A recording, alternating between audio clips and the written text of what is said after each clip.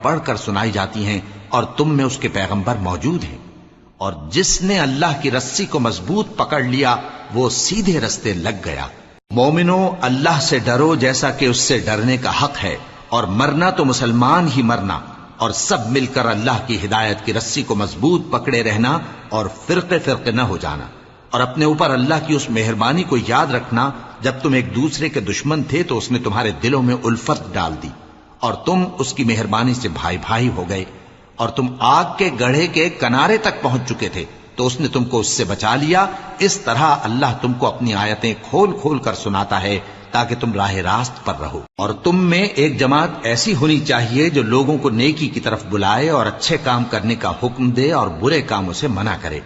یہی لوگ ہیں جو کامیاب ہیں۔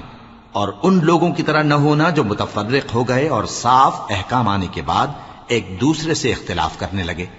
یہ وہ